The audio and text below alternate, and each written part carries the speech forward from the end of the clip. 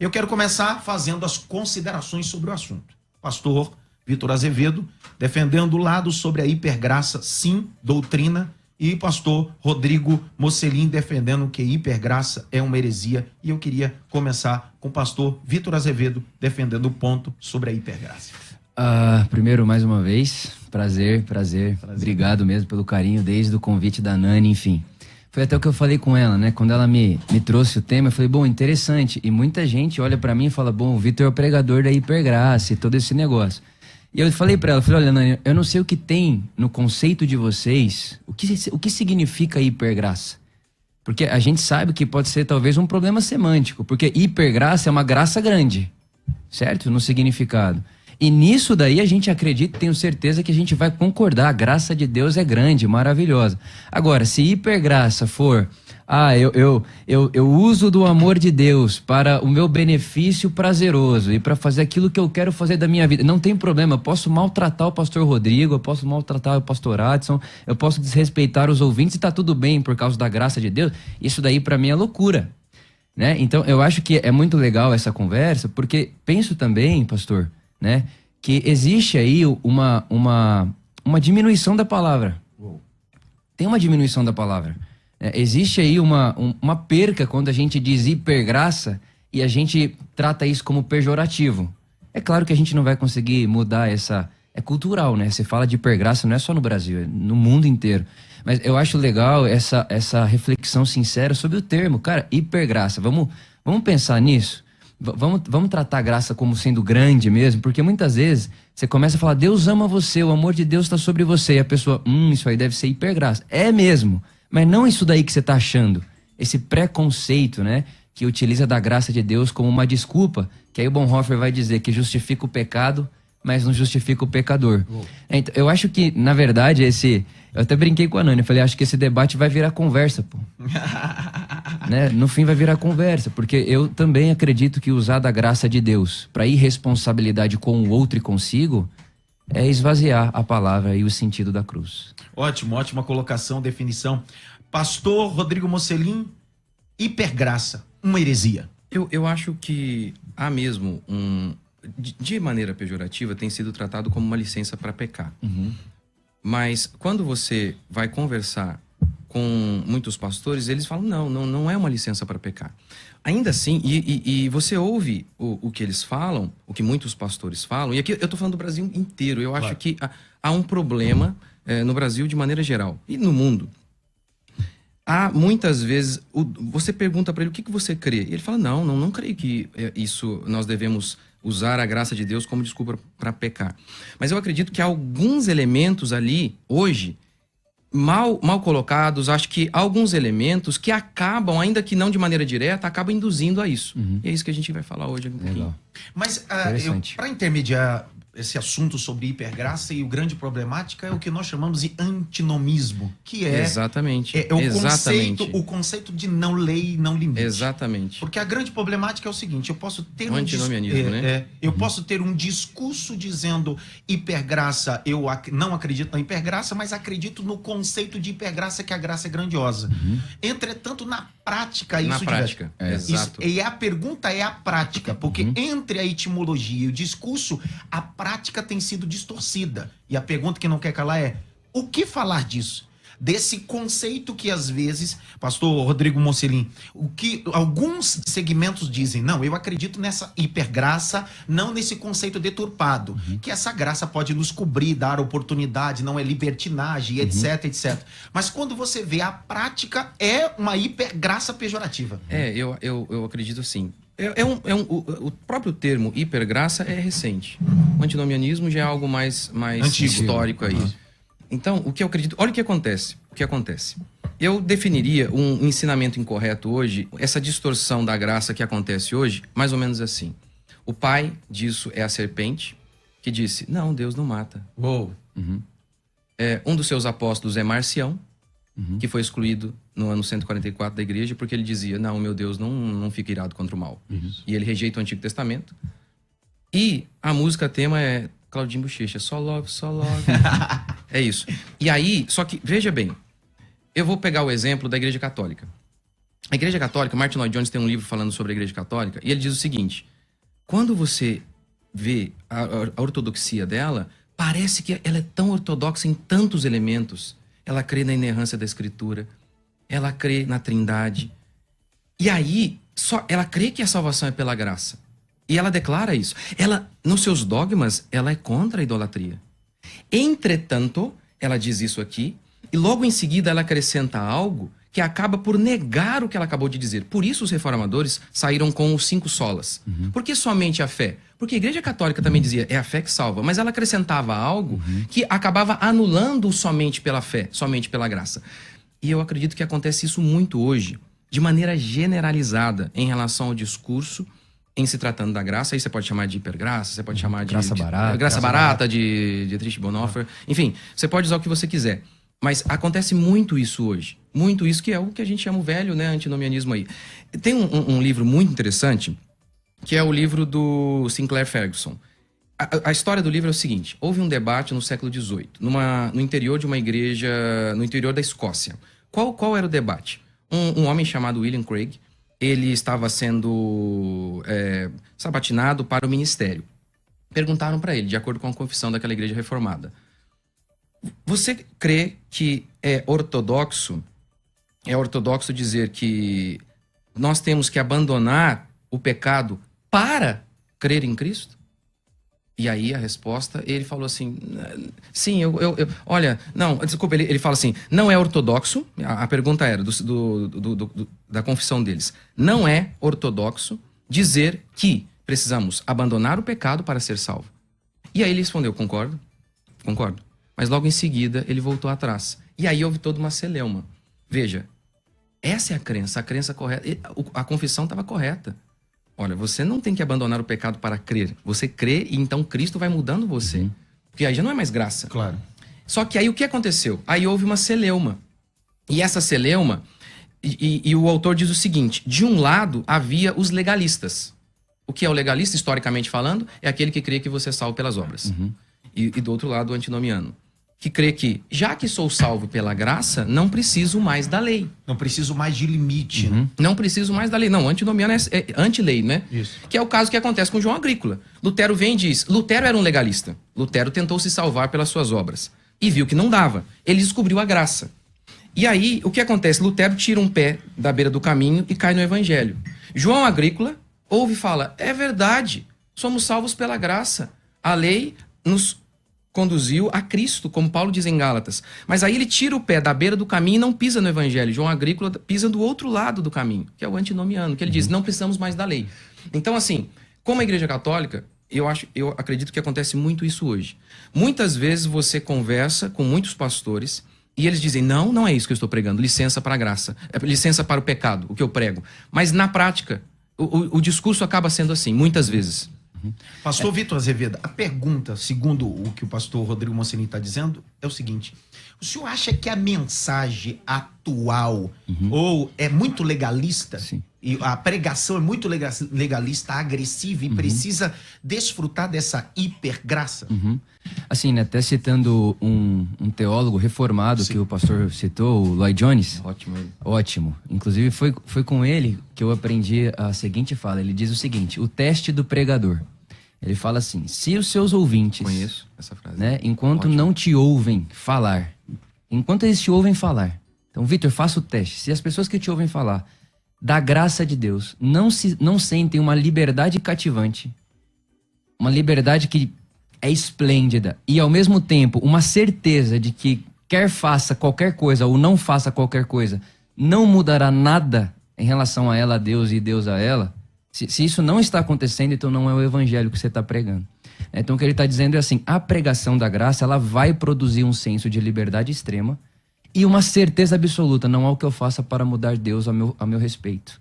Então eu gosto de pensar assim, o evangelho é a boa nova que diz para mim, o amor de Deus é incondicional. Ele me ama. E concordo que muitas pessoas vão utilizar sim isso daí de muleta. Paulo passou por isso. Por exemplo, Paulo, quando ele escreve a Romanos, né, no capítulo 6, ele diz: o que diremos, pois, diante dessas coisas? Que coisas? O evangelho que ele acabou de discorrer em Romanos capítulo 4, 5, né? 4, a salvação é pela fé, a justiça é pela fé. Romanos 5, em um homem todos pecamos, em um homem, se pela desobediência, né, de um só homem veio a condenação, pela obediência de um só homem e tal. Então ele está pregando o evangelho e chega no capítulo 6, versículo 1, ele diz: que diremos, pois, diante dessas coisas? Pecaremos para que a graça de Deus superabunde? Óbvio que não. Nós que morremos para o pecado. Então, eu penso que Romanos capítulo 2, vocês esqueceram que a bondade de Deus conduz vocês ao arrependimento. Então, eu penso que a graça que me salva é a graça que me transforma. E que o que transformou o pródigo foi o acolhimento do pai. Quando o filho pródigo, ele recebe do pai aquilo que ele não merecia. Ele se constrói. Aquele negócio, eu mereci apanhar da minha mãe, ela me dá um abraço. É pior do que o tapa. Isso. Sabe aquela experiência? Pô, eu merecia que minha mãe hoje... Eu merecia apanhar da minha mãe e do meu pai. Eu chego em casa e eles estão com um abraço, um cobertor e a minha janta favorita. Aquilo dói mais, aquilo me transforma mais. Então, eu penso que a graça de Deus, ela caminha aí. Eu não acho que com sinceridade de coração e com honestidade de coração, alguém que ouça a graça de Deus vai pensar: vou fazer aí o que eu queria fazer antes, já que a graça é assim. Então graça não é liberdade para pecar. Com certeza não. O limite da graça é o amor. Oh. Né? Então, o amor não pode tudo. O amor só pode o que o amor pode. Então, quando Jesus disse assim, quando perguntam para Jesus, tá, o que se resume a lei? Ele vai falar do amor. Né? Ame a Deus, ame seu próximo e tal. Contra o amor não há lei. Né? O apóstolo Paulo vai falar: você pode dar tudo que tem aos pobres, sem amor não vale nada. Então, a gente consegue perceber uma síntese ali da vontade, do desejo de Deus no amor. Então, quando eu experimento o amor põe limite. Mas é o amor que impõe. O amor põe limite. Então, se eu te amo, ou se eu tenho afeto por você, eu tenho limites para com você. Né? Por te amar, eu não farei isso. Então, eu vou trair minha esposa porque a graça de Deus está sobre mim. Cara, isso é um maior absurdo, isso é um esvaziamento da graça de Deus. Eu queria fazer uma pergunta, os dois, e levantar aqui, baseado em José Matera, um dos grandes teólogos, e a pergunta que ele fez sobre a hipergraça, pastor Rodrigo Mocelin, pastor Vitor Azevedo, é o seguinte: a hipergraça proíbe pregações sobre o pecado. A hipergraça tem um contexto. Púlpito, a exposição bíblica não é ambiente para fazer exposições de pecado, mas sim só a graça. A pergunta que não quer calar, queria saber de vocês. Segundo o teólogo José Matera, ele diz: os pregadores nunca falam contra o pecado. Então a hipergraça diz: não fale sobre o pecado, não confronte o pecado, apresente só a graça, porque a graça tem um poder convincente de fazer o indivíduo reconhecer. Mas a pergunta que não quer calar é essa: os pregadores da hipergraça não pregam sobre pecado. Segundo ponto. Eu acredito que, seja hipergraça ou não, eu acredito que tem um monte de igrejas que são exatamente assim. Tem um famoso pregador, né, Joe Austin, que diz exatamente isso, né? Ele disse: eu não falo sobre o inferno, porque as pessoas já estão fragilizadas demais. Então, não vou falar sobre o inferno. Então, eu prefiro, porque é um termo mais assentado, que é o antinomianismo. Eu vejo antinomianismo nas igrejas que eu participo. Reformada. Vamos dar um exemplo de como que isso acontece. A doutrina da ira de Deus, ela praticamente desapareceu. Essa pregação que você expõe o pecado e expõe a lei. Há uma grande quantidade de pastores que eles realmente acreditam que a maneira de levar o incrédulo à conversão não é dizendo que ele é pecador. Isso. Não é. É dizendo: Deus ama você. Deus te ama, Deus te ama. E eles aniquilam essa mensagem da lei. Isso é a bandeira da hipergraça. Exatamente. E mesmo que aqueles que não dizem que são da hipergraça ou não, um monte, tem tudo que é lugar. Mas às vezes o indivíduo não sabe o que é hipergraça, mas isso é um delta. É uma prática dele. É um delta da hipergraça. Tanto que Exatamente. José vai dizer também que anula-se a pregação veterotestamentária. Exatamente. E aí, Gálatas, e eu falo isso pela minha experiência aí com 20 anos de outras igrejas.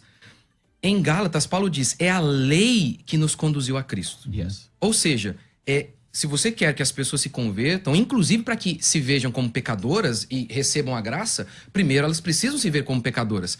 E um homem, ele pode estar lá, a mulher pode estar rodando bolsinha na esquina. Se o Espírito Santo não vier sobre ela, ela não tem consciência de pecado, como Paulo declara. Isso. Porque isso é fruto do Espírito Santo. É o Espírito Santo que nos conduz ao arrependimento. Então, mas eles são vítimas, eles ouvem muitas coisas negativas. Não ouvem. Eles ouvem o tempo inteiro hoje, motivados por tantas vertentes, coaches, psicólogos, vocês são o máximo. Na psicologia hoje, elas têm vários segmentos na psicologia, mas há um dogma em todas elas: autoestima. Autoestima, autoestima.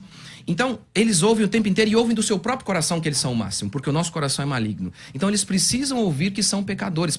O evangelho começa com a lei, com a exposição da lei. John Wesley chegava a dizer que a pregação deveria ser 90% lei e 10% graça. Isso mesmo. Então, é esse que é o problema. E eu falo assim, eu lembro como que me ensinaram a evangelizar. Por exemplo, um católico. Não, você não pode falar da imagem. Você tem que... Leve-o para comer um churrasco. Dê um abraço nele e tal. E depois de muitos anos na igreja, aí um dia você fala para ele: pegadinha do malandro. Agora eu vou falar para você que você está em pecado. Sabe? Então, não. O evangelho começa com a lei. Quer ver? Eu posso demorar uns 5 minutinhos aqui? Romanos 1,16 é o evangelho. Romanos 1,16. Não me envergonhe do evangelho, porque ele é o poder de Deus para a salvação. E aí, a partir do verso 18, ele começa a pregar o evangelho. A partir do verso 18. A ira de Deus se revela do céu contra toda impiedade e perversão dos homens que detêm a verdade pela injustiça, porque o que de Deus pode conhecer é manifesto entre eles, porque Deus lhes manifestou.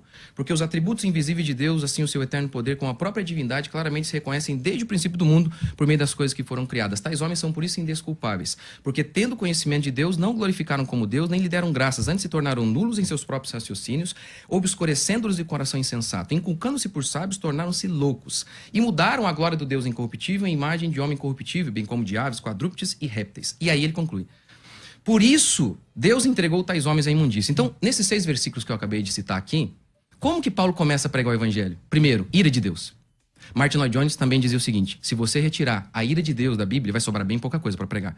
É um verdadeiro milagre que eles conseguem pregar e nunca falar da ira de Deus, porque eu prego na minha igreja seguindo livros inteiros. E quantas vezes eu tenho que falar para eles assim: gente, de novo eu vou dizer para vocês que vocês são terríveis. Então, segundo, dando só um adendo, segundo os nossos ouvintes e aqueles que estão nos assistindo aqui, existem muitos que não sabem sobre hipergraça, mas acabam praticando a hipergraça. Pastor Rodrigo Azevedo, Vitor Azevedo, perdão. Deixa eu só concluir, posso concluir? Então você tem aqui, primeiro, ele começa a pregar o evangelho, ele fala da ira. Segundo, ele diz o seguinte: Deus os entregou à imundícia. Sim. Ele chama esse povo de imundo. Loucos. Para daí, então, lá no capítulo 4 apenas, ele começar a dizer: que alcançou Abraão, nosso pai, segundo a carne. E aí ele começa a falar da graça. O que acontece, então, o que para mim eu prefiro o antinomianismo. Isso. O que para mim é um antinomianismo, ou hipergraça, como você quiser? Ele arranca essa primeira parte e ele já pula para a graça diretamente. Ou arrependei-vos porque está próximo o reino dos céus. Arranca o arrependei-vos e fica só com o reino dos céus. Essas seriam... E você vê isso... Eu vou dar um exemplo. Como que isso é destrutivo? Eu estava lá, era um evento evangelístico na minha igreja. E o pastor pregando, de maneira evangelística. Se é de maneira evangelística, tem que ser o evangelho. O evangelho começa com a lei. Primeiro você convence o homem de pecado. Ok. Como que ele pregou? Só sobre o amor, só que... você tinha um vazio, Deus vai te preencher. Olha, você não tem propósito, Deus vai dar um propósito para você. E aí... Essa foi a pregação, nada de arrependimento, nada. E aí ele concluiu assim, com um exemplo. Que exemplo? O exemplo foi o seguinte: tá vendo essa nota aqui de R$100? Aí ele jogou no chão, pisou, amassou. Isso é você. Exatamente. E cuspiu, e não sei o quê. E aí, depois, ela toda amarrotada, ele falou: você ainda aceita essa nota? E aí eles disseram: claro que sim. Assim é você. E aí, o Joãozinho tava lá ouvindo. Nada de arrependimento. O Joãozinho, a mulher dele pôs ele pra fora de casa porque ele é um vagabundo, ele é um picareta. O Joãozinho foi despedido, ele foi mandado embora do seu trabalho também, porque ele é um picareta. Mas ele ouviu lá: Deus ama você do jeito que você é. Olha, nada sobre o pecado dele. E aí sabe o que ele falou? Ele se sentiu muito animado. E ele voltou pra casa dele e falou: amor, eu estou errado? Não, ele foi arranjar outra esposa, porque se pisaram em você... E é isso que muitas vezes acontece. Hipergraça. Eu só penso assim, né, pastor? Que a gente não pode começar, por exemplo, a leitura em Gênesis capítulo 3, na queda. Existe Gênesis capítulo 1, onde Deus cria o ser humano à sua imagem e sua semelhança. E é onde Paulo começa, viu Deus, né? que era bom. Viu Deus que era bom. Então, eu acho, né, e essa é a minha perspectiva da leitura, né? É o óculos que eu aprendi a colocar, enfim, que me fez sentido. Que sim, de fato, a ira de Deus... Pô, um cara que não fica irado com a maldade não é santo. E Deus é santo. Ele se ira com a maldade, sim, né? Mas, por exemplo, se a gente pega Jeremias, Jeremias está ali 7 anos antes de Cristo, mais ou menos. Isso. Por aí, né, se não me engano. Naquela época, Israel está adulterando, Israel violentou a aliança, Israel está idolatrando. Israel está num momento espiritual escuro, sombrio. Aí vem Deus falar com Israel e começa a cantar amor sobre Israel, numa situação dessa. Então, eu não sei, pastor Rodrigo, se eu consigo pensar, se me faz tanto sentido assim, essa realidade assim. O Joãozinho não vai se constranger em ser picareta, vagabundo com o evangelho. Eu penso que existe sim uma força, existe sim um poder no evangelho, que é uma boa notícia. É que como ele pregou, ele não falou da lei, ele não pregou o evangelho. Entendi. Entendeu? Mas assim, não sei, estou conseguindo me fazer entender, né? Existe na boa notícia, ó, Deus estava em Cristo, reconciliando consigo o mundo. Existe nessa mensagem, nessa pregação, uma bondade de Deus que conduz o ser ao arrependimento. E aí sim, penso que é quando o ouvinte dá a mão ao Espírito Santo e se deixa levar. Né? E aí existe assim a conversão, vai existir ali a mudança de vida, a transformação da vida, que quem produziu? Obviamente, né, o Evangelho. Então, eu de fato penso que existem pessoas que excluíram a ira de Deus da sua mensagem. Deixaram de lado Deixaram essa mensagem, de lado, exatamente. Não apresentam mais. Sim, mas ao mesmo tempo é um amor que se ira. Não é a ira como... É porque é aquela do Pascal, né? Ele vai dizer, olha, Deus fez o ser humano à sua imagem e semelhança, nós pecamos, fomos fraturados e a gente passou a construir um Deus segundo nós. Né? Então agora Deus se parece com o Vitor caído. E o Vitor caído, ele irado não ama. Ele odeia, ele tá com raiva, ele tá com ódio. E aí eu acho que esse é o problema, quando Deus se parece com o Vitor com raiva. Não é um amor que se ira com a maldade. É um Deus que se enquadra, que se projeta, que está projetado a partir da subjetividade do Vitor. Então, o Deus segundo o Vitor, irado, ele mata e te faz mal. Porque se eu me irar com você na minha carnalidade, eu quero que você morra. Já Deus é um amor que se ira. Deus é a graça que vai contra o mal, né? Que não vai nunca dar a mão e fazer as pazes com o que é feio, com o que não é bonito, com o que é morte, com o que não é vida, né? Então, eu penso que sim, de fato, a lei nos conduz a Cristo. Na verdade, para mim, até chegarmos em Cristo, tudo é condutor temporário, tudo. Né? Inclusive, a própria Escritura diz que a Escritura nos leva a Cristo, a consciência humana também pode nos levar a Cristo, inclusive a natureza. Então, tudo é condutor temporário a Cristo. Inclusive essa conversa. Pode ser para muitos ouvintes um condutor temporário a Cristo, porque a conversa vai acabar. Mas se ela pegar a mão de Cristo, acabou. É um condutor temporário. Mas pegando um exemplo aqui, posso pegar o exemplo que ele falou do Jeremias? O próprio Jeremias capítulo 28. Jeremias 28, o povo já havia sido, uma parte já havia sido levado para a Babilônia. Porque a Babilônia não veio apenas uma vez, né? Pelo menos 4 vezes. Sim. Uma parte já havia ido para lá. E o que aconteceu? Esses homens viram seus parentes sendo levados. Ok, pense nisso. Veio então, e Jeremias havia profetizado, só depois de 70 anos vocês vão voltar. Só 70 anos. Veio um cara chamado Ananias. E Ananias vem e fala o seguinte: eis que te digo, daqui a 2 anos vocês vão voltar. Não é uma boa notícia? Boa notícia. Ótimo, mas era falsa. Sim. Não iam voltar. Jeremias então diz assim para Ananias: você é falso. Você é falso. E por quê? Aí ele explica: todos que vieram antes de mim, todos os profetas que vieram antes de mim, profetizaram guerra e por aí vai. Ou seja, ele está dizendo, olha, o que você está falando, que é a mensagem de consolo, ali sem arrependimento, era falsa. Esse era o argumento dele. E a mensagem de Ananias: Deus ama vocês, vocês são o povo da aliança. Isso que Jeremias está falando. Jeremias é ridículo para eles, porque Jeremias diz assim: suas mulheres serão violadas, seus filhos serão trucidados. O que de fato acontece. Lamentações diz que crianças morreram aqui, ó, no seio das mães, de fome, porque nem leite tinha. As mães nem possuíam leite mais. Alguns foram cozinhados. Violadas e por aí vai. Enfim, e sem contar a história secular que fala que foram empaladas, e muitas pessoas foram empaladas. Enfim, e Jeremias falou isso. Isso vai acontecer. E o que aconteceu com a mensagem de Ananias? A mensagem de Ananias levou o povo para a Babilônia. Por quê? Porque essa mensagem é apenas do consolo. Vocês pregam paz, quando não há paz. O que significaria isso? Vocês falam de consolo, mas para um povo que está em guerra com Deus. Esse povo precisa ouvir sobre arrependimento e vocês não estão falando. Então eles ouviam assim, eles estavam... É mais ou menos assim, eu estou indo para o buraco. E eu tenho meus planos de perversão e por aí vai. E vem o pregador Ananias e diz assim, Deus ama vocês. Ele ouve e fala, eu também me amo, que bom. Deus tem um propósito na sua vida, eu também. E eles continuam indo. Essa tem sido a regra. Basta olhar o seguinte, há muitos anos tem sido pregado essa mensagem no nosso país. Já temos igrejas de gays, já temos igrejas com banheiro trans. Veja o que essa mensagem que diz, não precisamos falar disso, apenas o amor por si só vai constranger. O Espírito tem um poder de convencer. Isso, sem falar da lei. Sem começar a pregação pela lei.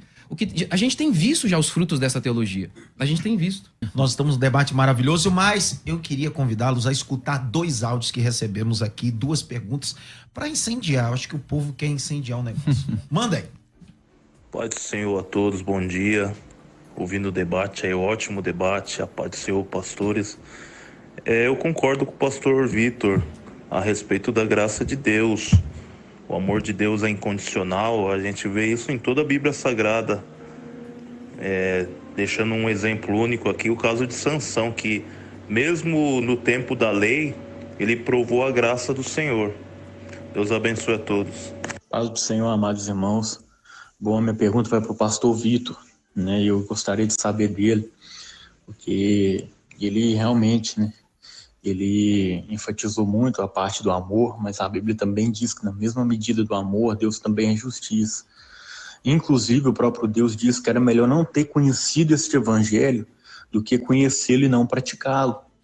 Né? E que em Hebreus 6 também diz que aqueles que não participam da igreja, né, dos princípios do Espírito Santo, ou até se desviam deles, né, que eles vão ser condenados no final. Então isso não seria a parte do princípio? Será que Deus ele não ama mais o seu princípio em questão? Pastor Vitor Azevedo, essa é a pergunta. A pergunta do nosso ouvinte é: Deus ama, mas também a justiça. Explica para os nossos ouvintes mais claro esse ponto, porque eles querem saber se Deus é justiça também. Primeira coisa, a hora que eu ouvi a voz desse ouvinte, o segundo, eu falei, que vontade de comer pão de queijo. Verdade. Que eu acho que ele é meio mineiro, né? Ou goiano. Ou goiano. Gosta também, né? Minha esposa é de Goiânia e a esposa do pastor Rodrigo também, né? E uma das coisas que eu amava, cara, eu era adolescente, via a Luísa, eu falava, meu Deus, que sotaque gostoso de ouvir. Meio cantado, né? Muito cantado. E aí você vai pegando, né? Você vai pegando. Hoje ela tá menos, mas tem hora que ela solta umas assim, que eu falo, meu Deus. Sua esposa fala, coração. É muito bom. Trem. Não, cada coisa que ela fala, enfim. Não temos o nome, né? Da pessoa. Não tem o nome. Não tem. Vai. Mas enfim, primeiro, legal, eu acho que é uma pergunta que aparece muitas vezes. E de fato, eu penso assim, Deus é justo. Deus é justo. Deus é justiça. Ele não tem como. Deus é santo, né? E não tem como ser santo e não praticar a justiça.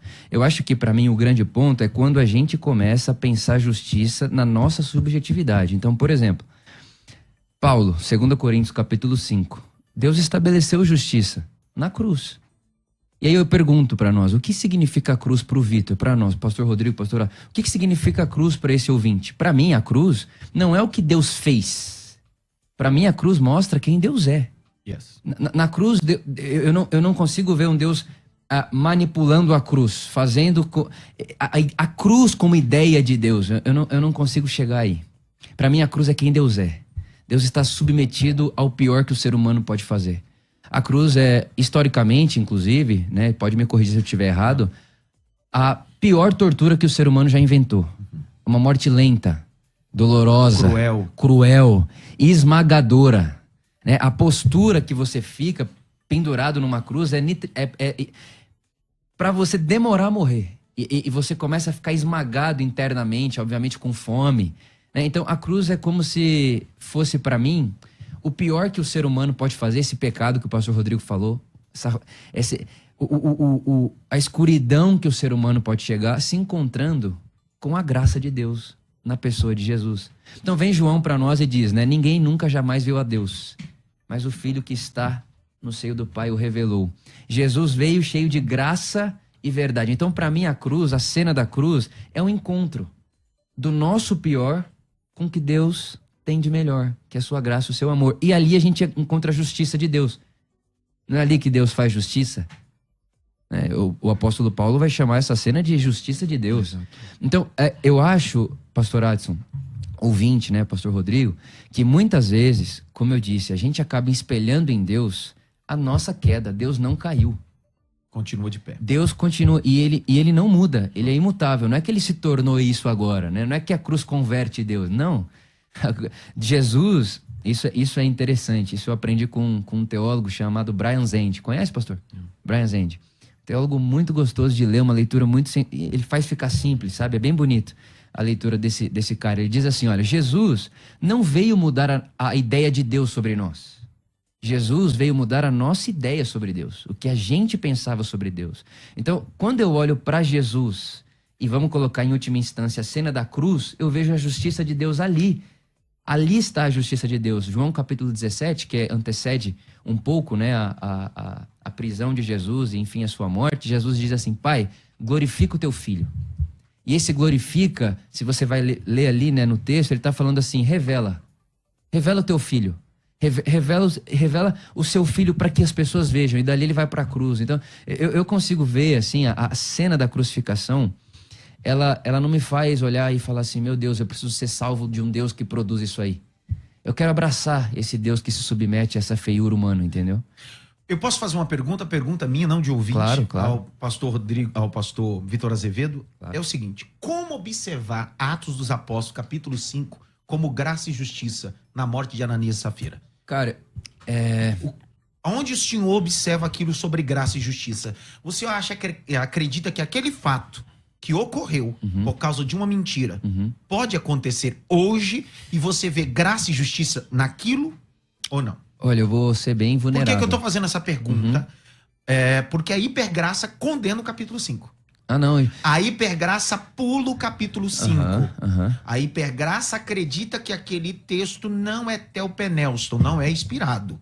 Tá? É uma lacuna. Então, um gap. Então, essa é a minha Condenam até a oração do Pai Nosso. Sim. Porque ali a gente pede perdão todo dia de pecado, então Isso. não pode. Mas eu acho que é isso que é a questão. Esses caras mais doidão falam essas coisas aí. Mas a maioria dos pastores, são poucos que vão falar um negócio desse. Sim. Mas eu queria saber essa opinião maravilhosa. Assim, sendo bem vulnerável, né? Esse é um texto que a gente tem que lutar. Eu tenho que lutar com ele. Não é uma ou duas vezes que eu já me vi ali debruçado nesse texto e já escutei o pessoal lá que a gente estava comentando agora falando sobre ele e gera um certo incômodo. Só que ao mesmo tempo, eu penso que eu nunca vi isso acontecendo em mais lugar nenhum. Nunca vi. Não de forma nenhuma descaracterizo esse texto, de forma nenhuma. Ou tiro ele da minha Bíblia, de forma nenhuma. Na minha leitura de Atos dos Apóstolos está Atos capítulo 5. E como olhar com os óculos da graça? Essa é a pergunta. Me gerando estranhamento. Só que aí o que eu vejo, né? A gente pode entrar até no assunto, que é como que eu pego Jesus, que é o objetivo, que não é o subjetivo, Jesus é a encarnação de Deus na pessoa de Jesus, e faço Jesus ser tanto o filtro do que passou, como a projeção do que está à frente. Então, quando eu leio, né, e acho que também é uma característica daqueles que a galera chama de hipergraça, só o Novo Testamento, só lê de Jesus para frente. Cara, e aí, quando eu pego esse texto, porque esse é o problema, a hipergraça condena o texto veterotestamentário, mas o que eu faço com o capítulo 5 de Atos? Então, esse é o desafio. Não, Apocalipse que eu também. Apocalipse, mas principalmente Atos 5. Sim, claro. E assim, né, como que eu posso utilizar Jesus, que é um objetivo, que é a verdade, né? E fazer uma projeção para esse lado da frente também. Porque eu não luto só com textos do Velho Testamento. Eu também luto com textos do Novo Testamento. Então, assim, eu não tenho uma resposta aqui que eu vou te dar. Olha, eu penso isso e é ponto final. Não, cara, aquele texto me incomoda. Aquele texto me incomoda. Me incomoda em que ponto? Me incomoda, cara, porque eu não consigo fazer um paralelo. Crer num Cristo que tem o poder de matar Ananias e Safira por causa de uma mentira. Eu vejo um Cristo que morre, né? Não que mata. Exato. E eu tenho muita dificuldade em pensar Deus como um ser capaz de matar dessa forma. E aí eu acho que é O conflito. o conflito. Porque na cruz, Se eu não vejo o que Deus faz, mas quem Deus é, eu vejo um Deus que entre matar e morrer, ele morre. Eu vejo um Deus que, podendo matar, ele escolhe se entregar. Então, fazer uma interpretação a partir da cruz, né? Em Atos 5? Não é simples. Eu não tenho nenhum problema. Essa é a pergunta, Pra mim, por exemplo. Essa é a pergunta. Eu não tenho dois deuses. Isso. A hipergraça condena o capítulo 5. Tem dificuldade de interpretar ou de argumentar o texto. Por quê? Porque o capítulo 5 se parece muito com o texto do Torá. Quando a rebelião acontece, Deus abre o chão. Ou o Salmo 137, né, em que o autor, inspirado pelo Espírito Santo de Deus, diz: bendito aquele que pegar o seu filho, ao filho da Babilônia, e esmagá-lo contra a pedra. E aí? É por isso que a hipergraça, ou o antinomianismo, ele é terrível. Porque ou você... O que você tem que fazer? Porque tem muita passagem falando que Deus mata. Tem muita passagem falando sobre isso. Como que você vai fazer? Ou você ignora, como muitos fazem. Muitos ficam fazendo isso, porque escolhem, salpicam os textos. Aí chega uma hora que você flerta com o liberalismo. E é o cuidado que precisa ter. Você flerta, porque não tem como. Não tem como. Ou você faz um salto cognitivo ali, fica ignorando, porque tem muitas passagens falando sobre isso. Aí chega um ponto que você tem que fazer isso. Não, eu tenho que ignorar isso aqui. É isso. Mas Eu posso fazer um comentário sobre isso? Isso, essa é a pergunta. Sim, Porque quando eu fujo do embate do capítulo 5, Sim. eu não me torno defensor da hipergraça? Sim, olha só então. Acho que tem 2 domingos, mais ou menos, que eu preguei lá na Por Amor uma mensagem lá em Deuteronômio. Fui lá para Deuteronômio, onde Deus começa a falar com o povo de Israel a respeito dos despojos da guerra. E quando você lê aquilo, você, né, em 2022, lendo aquele texto, Deus está falando: olha, vocês vão invadir um território lá, e se vocês ganharem a guerra, vai ter umas mulheres lá. E você pode achar uma mulher bonita. Se você achar uma mulher bonita, pega ela, deixa ela raspar o cabelo dela, leva ela para sua casa, deixa ela chorar por 1 mês.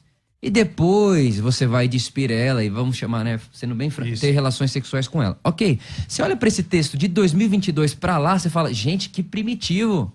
Como assim?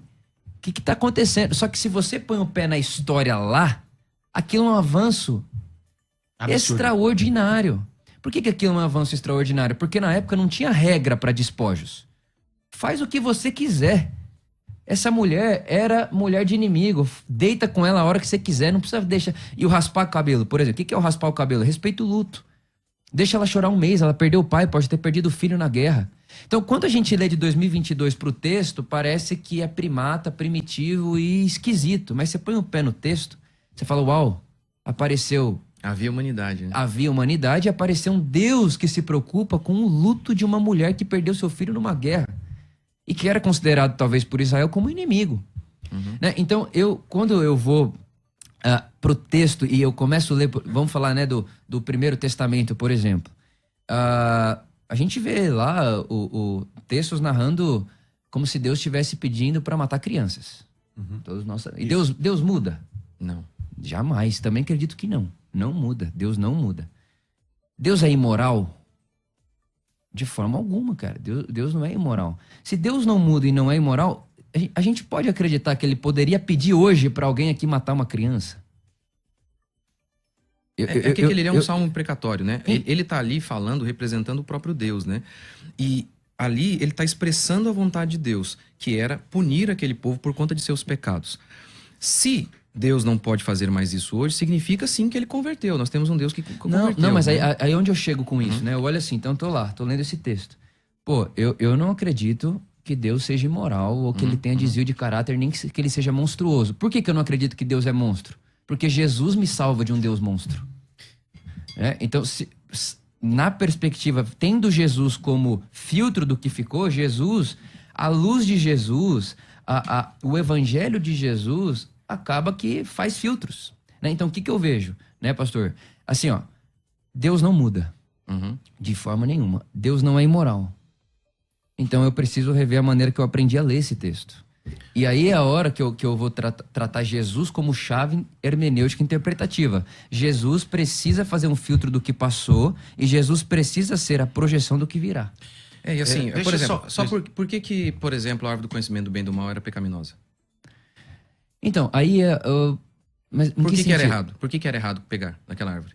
Porque Deus disse que é errado. Certo? Exatamente. Se fosse a figueira, se Deus falasse a figueira é errado, seria errado. Então, a nossa Sim. própria noção de justiça e injustiça não existiria se Deus não existiria, porque o que ele determina que é certo. Ou seja, Ele que é moral. então, exatamente. Sim. Então, se a gente crê que a Bíblia é aí que entra a questão. Se a gente crê que a Bíblia é a palavra de Deus, e ele disse, é assim, acabou. É bom até pegar isso daqui, que são 11h56 e às 11h59 nós vamos sair da DAIO e nós vamos continuar no YouTube. Eu vou continuar com o pastor Rodrigo, Vitor Azevedo. Nós vamos continuar falando sobre a Bíblia é a palavra de Deus ou contém a palavra de Deus. Nós vamos continuar. Tá 3 minutos para acabar aqui no DAIO, o negócio tá fervendo. Legal. E aí nós...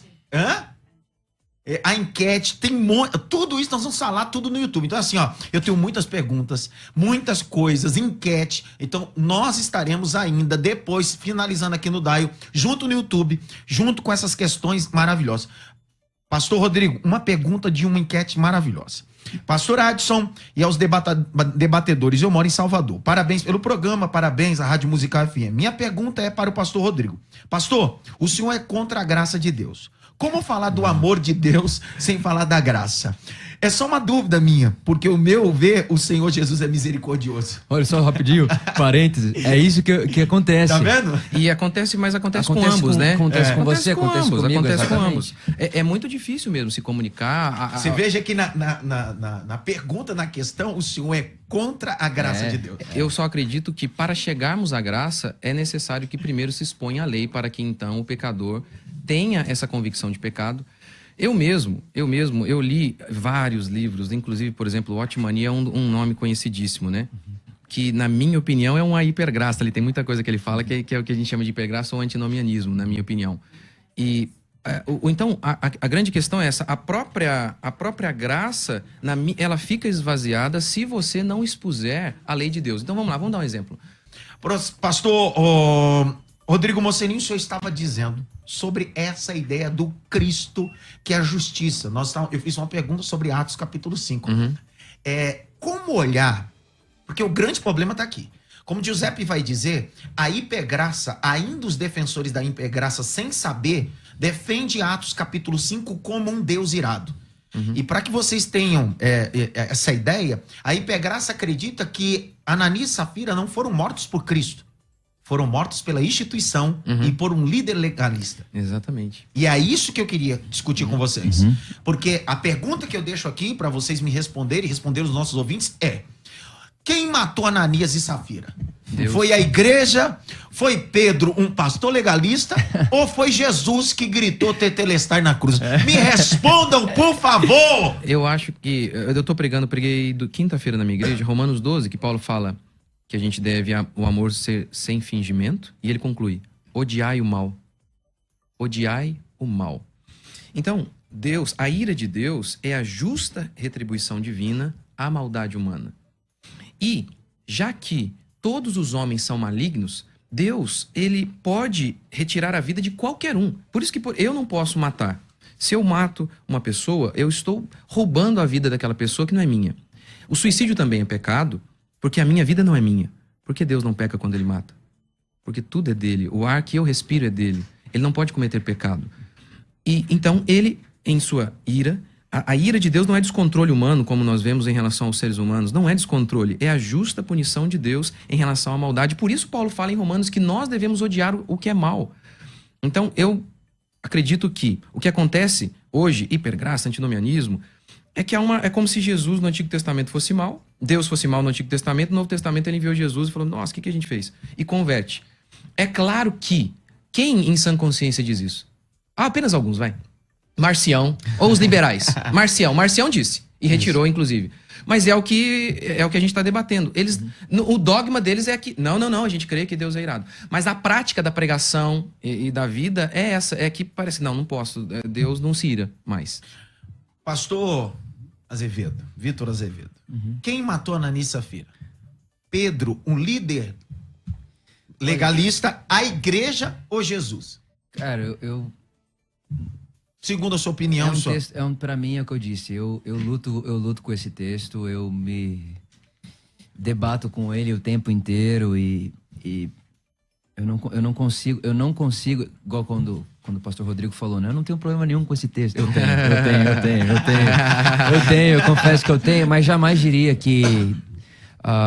jamais arrancaria o Atos 5 da minha Bíblia e nada disso. Pregaria? Cara, eu já preguei Atos 5. Só que aí eu fui por um outro caminho, né? Fui por um caminho de você ser transparente. E pra que mentir pra Deus? Por que Deus não pode te ver por completo? Então fui por aí, né? Agora, tratar da morte ali, da morte. assim, Os jovens arrastando os corpos. Exato. Sobre isso, porque Exato. a hipergraça... o teor da hipergraça é pegar o texto que deveria ser anunciado e omitir. Sim, não, eu lembro até que eu falei, você era livre pra dar o que você quiser. Por que você tá mentindo falando que tá dando mais? Você tá querendo aparecer pra quem? Então, eu já usei o texto, né? Mas eu não consigo... o que eu não consigo fazer uma leitura a partir do Deus revelado em Jesus para mim fica complicado. Jesus é a expressão exata. Jesus é o definitivo. Jesus é o objetivo. Para mim, o resto tudo é subjetivo. É por isso que, quando eu leio a Bíblia, eu estou lendo uma narrativa histórica, ali representada pelo povo de Israel. E, por exemplo, lá no começo bíblico, você vai ver o povo de Israel falando coisas sobre Deus que você consegue identificar em qualquer imperador da época, faraó da época, no caso, usando a nomenclatura. Faraó. O mais poderoso é o faraó. Deus deve parecer com isso daí. Né? Essa é a leitura que eu faço. Mais pra frente, não, Deus, quando você leu os primeiros momentos, Deus pune você porque você desobedeceu a ele. Quando você chega ali na Arca de Noé, por exemplo, Sodoma e Gomorra, Deus já está punindo porque a gente não sabe fazer boa relação. Deus está punindo o ser humano porque o ser humano não tá fazendo para o outro aquilo que não queria que fizesse para si mesmo. Então você vê que já mudou. Não é um Deus, desobedeceu a Deus, vai morrer aqui, Deus vai abrir um chão que você vai cair. Agora não, peraí. Deus está punindo, Deus está irado com a forma que eu trato o pastor Rodrigo, com a forma que ele trata. Não é que feriu o ego de Deus. Não, poxa vida, vocês não conseguem ser humanos. Mais para frente, por exemplo, Jeremias, né, Isaías, Jeremias ali um pouco mais adiante, já está chamando Deus de marido.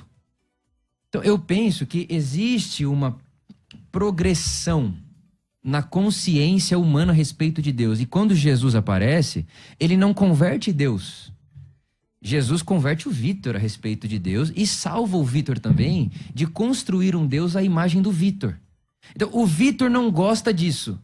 Eu pego um texto bíblico e projeto um Deus que não gosta. Eu acho que eu tenho um pouco de dificuldade com isso. O Vitor não gosta... O que a igreja faz muitas vezes? A igreja não gosta dessa pessoa, desse tipo de pessoa. Não gosta desse segmento de pessoa. O que ela faz? Pega o texto, projeta um Deus que não gosta e exclui a pessoa. Em nome de quem? De Deus. Né? A gente não precisa ir muito longe, no Holocausto mesmo. Eu estive em Israel, né? O pastor está em Israel, né? Sim.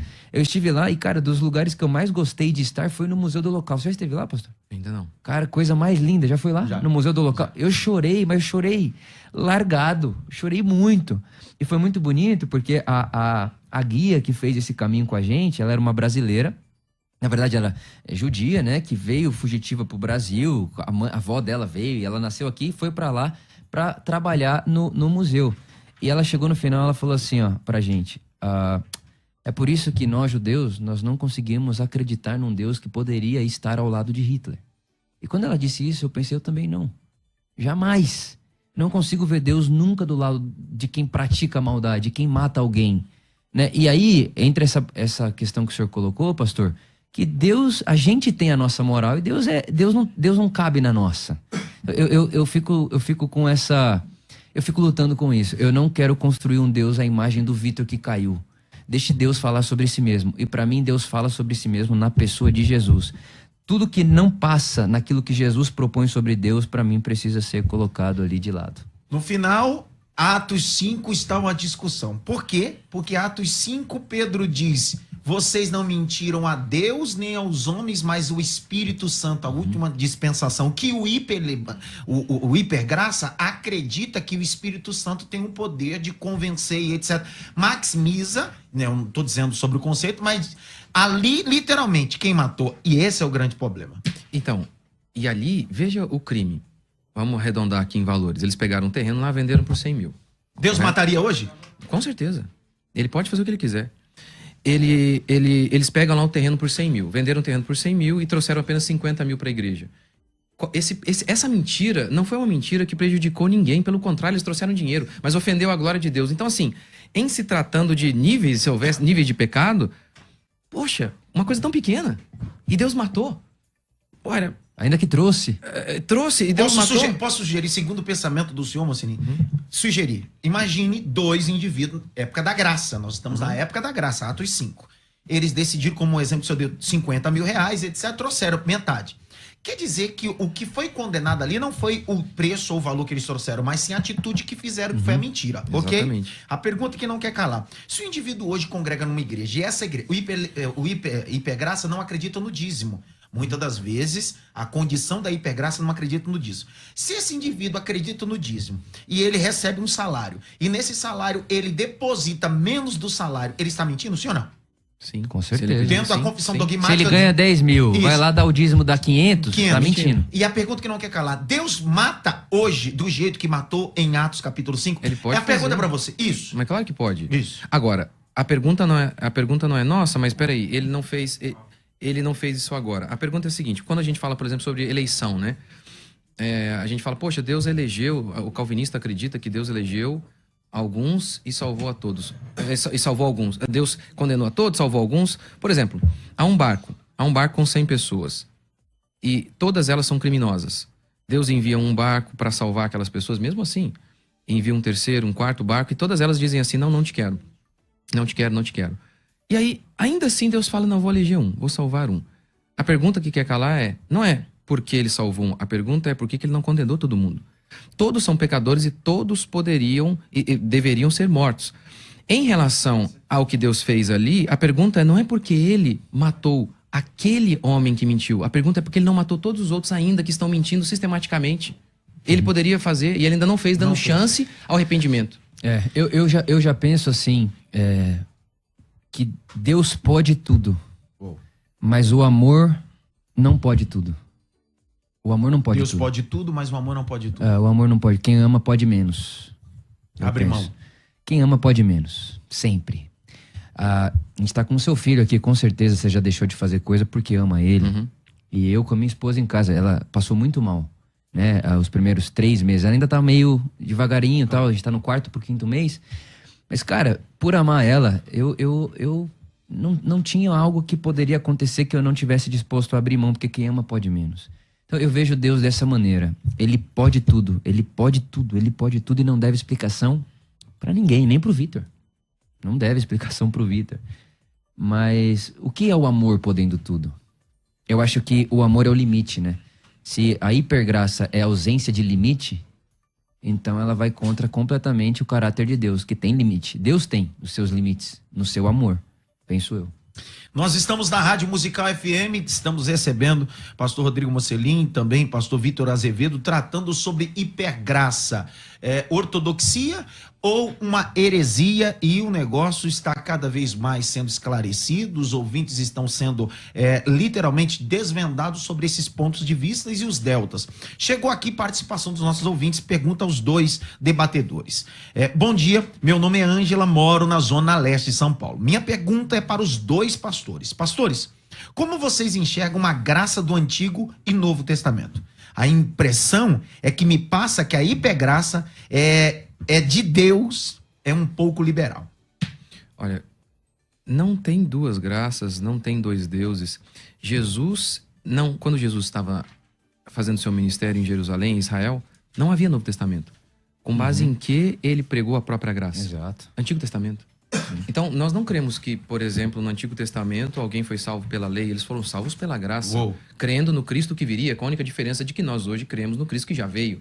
Então você vê graça e misericórdia no Antigo Testamento e você vê Deus punindo no Antigo Testamento. Você vê graça e misericórdia no Novo Testamento e você vê Deus punindo no Novo Testamento. Então, eu acredito que quando você crê na hipergraça, você é antinomiano, você vai acabar parando em alguns textos e você vai flertar com o liberalismo. Você vai ter que chegar uma hora e falar, não dá, isso aqui pra mim não dá. Como Marcião fez. Marcião não conseguia conceber a ideia de que Deus podia punir, então ele acabou fazendo o quê? Rejeitou e falou, não, a Bíblia não é a palavra de Deus. Ele selecionou os livros que ele tinha. A Bíblia é o quê? A Bíblia não é a palavra de Deus. Então, preste atenção.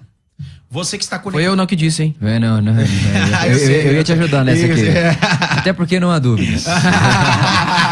Não há como sobrar dúvidas. De forma alguma. Rádio Musical FM 105.7, nós estamos conectados absurdamente. Muita gente no YouTube, Facebook.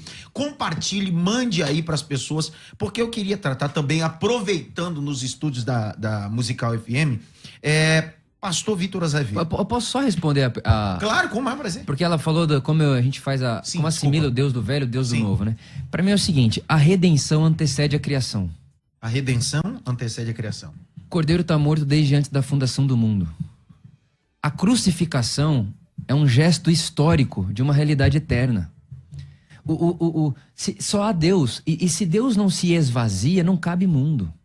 Deus completa todo espaço. Deus é absoluto, ele completa todo espaço. Então, para haver espaço a outro, Deus já esvaziou. E aí eu vejo, a crucificação, que a gente encontra ela na história 2000 anos atrás, ela é uma realidade eterna. O Cordeiro já é conhecido e foi nos revelado. É o que o apóstolo Pedro vai dizer.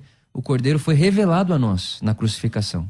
Mas já é uma realidade. Então, a graça antecede qualquer coisa. A graça, a doação, o amor de Deus.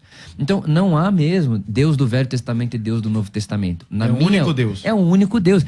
Há percepções que vão progredindo. Essa é a leitura que eu faço. Nós, seres humanos, pensávamos coisas sobre Deus que, à luz de Jesus e do Evangelho, a gente não consegue pensar mais. É assim que eu leio. Então, a resposta que eu daria a ela é... E não é só ao velho, pra frente também, poxa. Até mesmo no próprio livro de Atos, você vai ver coisas ali que... por exemplo, os gentios começam a se converter, e aí começa a galera que é de Israel ali, judeu, começa a judaizar os gentios. Aí Paulo fala, o que está acontecendo, né? O que está havendo aí? Aí fazem um concílio. E no concílio eles vão fazer decisões. E aí eles chegam pro povo e falam, pareceu bem ao Espírito Santo e a nós isso aqui. Bom. O que eles estão fazendo? Escrevendo, sintetizando, interpretando o Evangelho de Jesus, com a pergunta que o seu tempo está fazendo. Então, eu gosto muito de um outro teólogo, Paul Tillich, ele fala assim, a filosofia pergunta, a teologia responde. Né? Então, como que eu posso ouvir as perguntas de hoje e responder com o Evangelho? Então, é assim que eu leio. Não há um Deus do velho e um Deus do novo. Há uma percepção que evolui e a revelação de Deus na nossa história, ela está em totalidade, plenamente, em absoluto, na pessoa do Filho. Quem me vê o Pai e todo esse negócio. Ótimo. Um dos deltas da hipergraça é acreditar na sua fundação bíblica, entretanto, não dar relevância à palavra de Deus. Entender que o pensamento, alguns vão dizer que a hipergraça é o neognosticismo. A hipergraça é o neognosticismo. Lembrando que o gnosticismo era a alta patente teológica que acreditava não só em sincretismo, mas principalmente acreditava na filosofia, na boa ideia, na abordagem. Aproveitando nisso, para pastor Vitor Azevedo, em 2020, uma declaração tão importante que o senhor deu na rede social, isso viralizou, isso faz parte do nosso debate sobre hipergraça, heresia ou não. Na época, estávamos todos reclusos em casa, isso, um monte de gente em casa, acabou viralizando. Sim. Quando o senhor disse, a Bíblia não é a palavra de Deus, ela contém. A hipergraça acredita nessa frase. E a pergunta que não quer calar é, cortaram isso? Isso é a verdade? Isso é o que permeia teu coração? Sim. A tua ideia teológica? A Bíblia contém ou é a palavra de Deus? Ok. Acho que a primeira coisa que vale a pena eu falar sobre esse Claro, episódio é fique que à vontade. o nome do vídeo é Como Ler a Sua Bíblia. Né? E teve muitas pessoas que cortaram, claro, trechos e mais trechos e começou a espalhar uma ideia de que o Vitor é anti-Bíblia. Pelo contrário, eu leio minha Bíblia todo dia, desde minha adolescência. Amo esse texto, senão não estaria aqui, né? Não estaria aqui de forma alguma. Então, o nome do vídeo era Como Eu Leio a Minha Bíblia. Então, eu estava incentivando a Por Amor, que é a comunidade que eu pastoreio, a leitura das Escrituras. E eu acho, cara, que eu perdi um pouco ali a noção do espaço da fala na internet. Se eu estivesse falando numa sala de aula da Por Amor, Não aconteceria nada. não aconteceria o que aconteceu, poderia gerar dúvidas e tudo isso. Então, eu até fiz um vídeo depois desse, né? Por opção, a gente escolheu tirar o vídeo do ar, e na época tinha muita coisa envolvida, que não cabe aqui, mas pessoas da nossa própria equipe que foram muito afetadas pela minha fala. Eu falei, peraí, tipo, em relação a trabalho mesmo, Sério? enfim, sim. Então a gente preferiu tirar... Por causa dessa fala, Exato, por causa dessa fala. a equipe... Cara, em um dia já tinha mais de 15 mil comentários no vídeo. Um dia. E assim... A frase que pegou é você fala assim, ó, a Bíblia, tem gente que fala que a Bíblia é a palavra de Deus de capa a capa. Isso. Não é? É ou não é? Então, vou chegar aí, né? Só pra... Tá. 15 mil comentários, pessoas da dia. equipe foram... Não, foram muito prejudicadas, né? Inclusive no seu ambiente de trabalho, enfim. Então a gente preferiu tirar. E não foi uma decisão minha, foi uma decisão nossa. Nós nos reunimos, né? Então eu quis ouvir outras pessoas. A gente sentou junto numa mesa como Muitos essa. líderes se chamaram. Cara, muitos. Enfim, o que acontece ali? Eu acho sim que eu acabei utilizando expressões que saem, e ainda mais num corte. Pô, Seco. fica mais terrível ainda. Já diverge do que a pessoa pensa. No corte, é que esse moleque... E aí eu sou menino, né? Então você vê o vídeo... Eu tenho 27. Na época eu tinha 25. 25 anos. Então assim, você vê um moleque desse falando assim da Bíblia...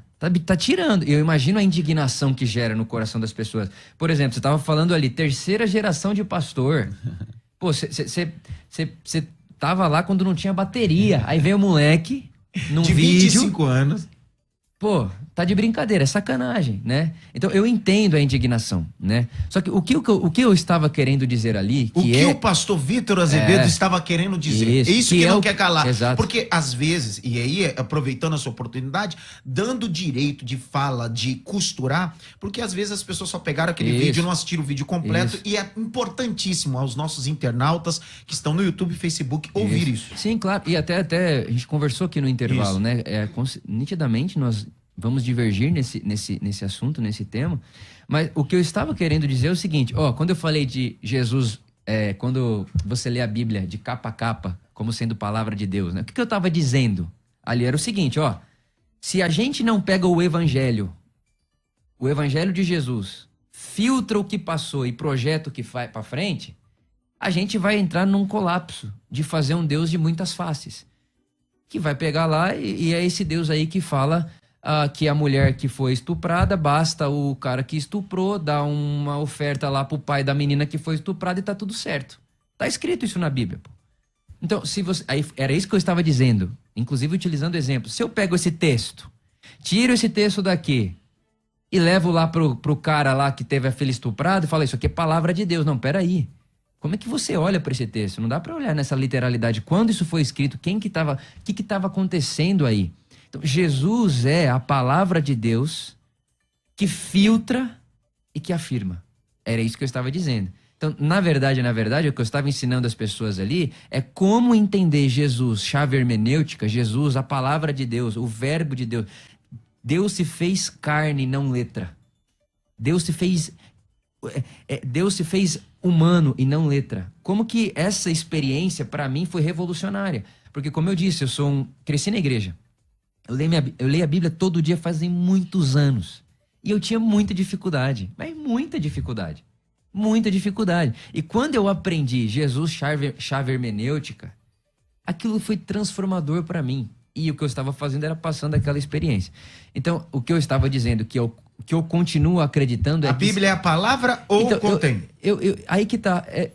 Ela é a palavra de Deus. Ela é a palavra de Deus. Inerrante, infalível, Uou. em nos conduzir a Cristo. Em outros aspectos, não. Eu acho que assim, eu não posso pegar um texto... Por exemplo, né, a gente tá falando aqui do Holocausto, um pouco atrás. O Atos 5 ninguém quer falar, né? Tinham pastores cristãos evangélicos com a Bíblia na mão defendendo aquilo lá. O senhor sabe disso, historicamente. Assim como tem a escravidão, defendendo a escravidão. Exatamente. Sim. Então, é isso que eu tô dizendo. Mas o erro dele não torna a Bíblia incompleta ou não, apenas inerrante para nos conduzir a Cristo. Sim. Então, aí entra a nossa, acho que, divergência, né? Eu até brinquei depois, né? Eu sou amigo pessoal do Ed também, né? E ele falou também da Bíblia e tal, e deu todo aquele negócio, e eu falei, pô, eu achei que foi comigo porque eu era novinho, mas não é porque é novinho, não, é o assunto que é complicado, né? Então, assim... Porque pra nós isso é liberalismo, né? Beira. Eu também entendo, só que eu penso que o que nos segrega muitas vezes são essas caixas, sabe? Então você é liberal. Cara, não, a história mesmo de Karl Barth. O que é Karl Barth? É um cara reformado, ele começa a se sentir incômodos, aí ele começa a produzir uma outra teologia, vão chamar ele de... na verdade, ele vai conhecer o liberalismo a priori. E ele vai criticar, mas Aí ele ele acaba fazendo algo que é até pior depois, né? Então, aí ele olha pro liberalismo e diz, não sou isso aqui. Né? Então ele começa a refletir. E eu penso, pastor, aí, de verdade, que se alguém assiste isso aqui agora, se a pessoa tá assistindo aquilo ali agora e tá vendo a gente, um contra o outro, se degladiando, a gente já tá segregado. E eu acho que esse é o problema das identificações. Se eu venho conversar com o pastor Rodrigo, ele é um cara reformado, tradicional, conservador, e ele quer destruir tudo que eu... Caraca, o que é isso? Não, cara. Não, de maneira alguma. Tipo, pô, a gente tava ali agora, eu tava falando com seu filho palmeirense, brinquei com ele. Esses dias eu sou contra o pastorado feminino, aí encontrei uma moça na rua, né, uma pastora, eu cumprimentei, aí essa pessoa quer bater nela? Exato. E eu acho que isso falta ficar claro para as pessoas. Porque, por exemplo, né, eu passei esse massacre virtual nessa época. E, obviamente, que isso acabou respaldando na minha esposa, que eu tinha acabado de casar, pô. Ela, de 19 anos, saiu de Goiânia, veio pra cá e, de repente, toma. Né? Toda essa avalanche de coisa em cima dela, em cima da gente e tal, enfim. E eu penso assim, o que gerou isso são essas identificações que segregam. Tipo, gente, peraí. Olha só, eu não preciso concordar com o Vitor, mas ele é meu irmão. Eu não preciso concordar com o pastor Rodrigo, mas ele é meu irmão, cara. Tipo, eu não preciso concordar com o pastor Adson, mas ele é meu irmão. E eu bater nele é bater em mim, porque somos parte do mesmo corpo. Não existe flagelo a si mesmo. Como que você está flagelando a si mesmo? Então, eu gosto de pensar por aí. Você pode falar o que quiser, você pode falar o que quiser. Eu vou te tratar como parte de mim. Eu acho que a hipergraça, ela gera isso. Liberalismo. Gera. Não tem como. Não tem como. Mas, como, por exemplo, na minha opinião, é o que acontece com o Vitor. Aproveitando, quando o senhor vai falar agora, porque um ouvinte aqui chamou minha atenção. Me chamo Caleb, bom dia. Pergunta o pastor Mocelin, por favor, fala mais, o pastor Rodrigo, gostamos de ouvi-lo. Pastor Adson. Então, você, como por exemplo, eu acho que ele tem esse desconforto com Atos capítulo 5, justamente por conta dessa cosmovisão da hipergraça. Com certeza. Mas se nós temos... Não, eu não creio nessa... Para nós, a hipergraça é uma distorção da graça. Então, quando você tem essa visão, você vai ter que enxergar a Bíblia com essa ótica incorreta. Enxergando com essa ótica incorreta, é claro que Atos 5 vira um problema. Vira um tabu, porque assim... Vira um problema. A espinha dorsal da hipergraça é recusar Atos capítulo 5. E aí, você pode não apenas... É que para Marcião era fácil rejeitar o antigo, né? Porque são dois deuses, né? Isso. É muito mais fácil. Ele vem... Agora, quando você chega em Atos 5, como é que faz? Como é que faz? Porque o grande problema todo da hipergraça é Atos 5. Se Atos 5 não estivesse no canon neotestamentário... E sabe, na minha opinião, são vários problemas oriundos dessa ideia. A questão de, por exemplo, a graça nunca exclui, mas em Atos se exclui. O rapaz está em adultério constante, ele é excluído da igreja. 1 Coríntios capítulo 5. 1 Coríntios capítulo. Então, você tem exclusão porque ele sai com a madrasta, não quer se arrepender e continua em pecado. Essa é a pergunta. Então, mas aí eu vejo uma... E como ver a graça nesse texto de 1 Coríntios capítulo 5? Porque a hipergraça olha esse texto e diz bem assim, isso aqui é mentalidade teológica apóstolo Paulo e organizacional, não... uma organização, não um organismo. Eu acho que excluir da minha convivência, eu tenho total direito de excluir pessoas da minha convivência. Eu posso fazer isso. Sem constrangimento. Mas excluir da graça de Deus é outro assunto. Mas no caso, excluir, por exemplo, o rapaz, como no caso de 1 Coríntios capítulo 5. Isso. Ele está em adultério com a mulher de seu pai. Na verdade, a mulher do pai dele ele fornicação. Fornicação. Exatamente. E aí, na sua igreja, aí depois de advertir, depois de conversar, ele fala, não, eu quero continuar. Aí, exclui, não. Então, aí entra, né? Quando eu olho para esse texto, eu imagino o seguinte... Eu posso soltar a vinheta e já voltamos para as nossas considerações dos dois, fechando já. Pô, tem que acabar. Vamos para as nossas vinhetas, já volto! Considerações finais. Debates. Pessoal, vamos para as nossas considerações finais. Pastor Vitor Azevedo, 1 minuto. Pastor Rodrigo Mocelin, 1 minuto também, porque esse assunto maravilhoso e enriquecedor. Eu começo? Isso. Primeiro, muito obrigado, Pastor Rodrigo, Pastor Adson. Eu acho que a gente ganha muito com isso. Essa conversa é boa. Essa experiência dialogar é muito legal. Para você que está nos ouvindo aí em casa, no trabalho, onde quer que você esteja, fica aqui para você o meu desejo de que você se sinta amado, amada por Deus, desejado por Ele, abraçado por Ele, acolhido por Ele.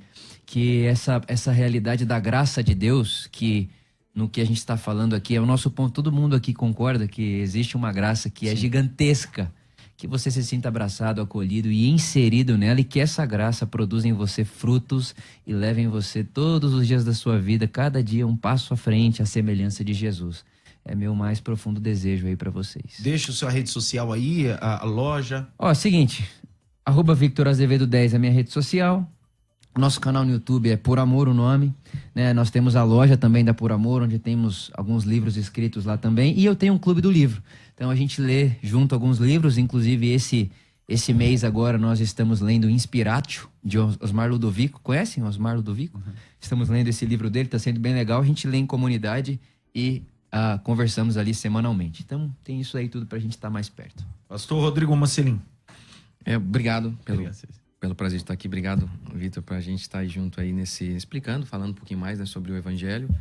E as considerações são essas. Eu acho que, na minha opinião, nós cremos na graça, mas a hipergraça é uma distorção. Uhum. E eu acho que a gente já tem visto o resultado aí nas igrejas, como que a escalada da imoralidade na igreja tem apenas aumentado a cada dia.